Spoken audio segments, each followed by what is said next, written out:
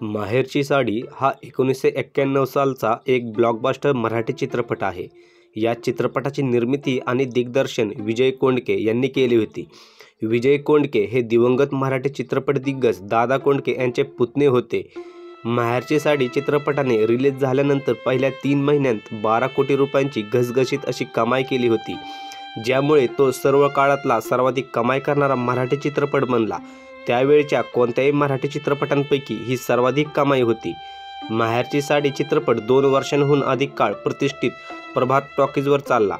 हा एक चित्रपट कौटुंबिक विषयावरील फॅमिली ड्रामा आहे.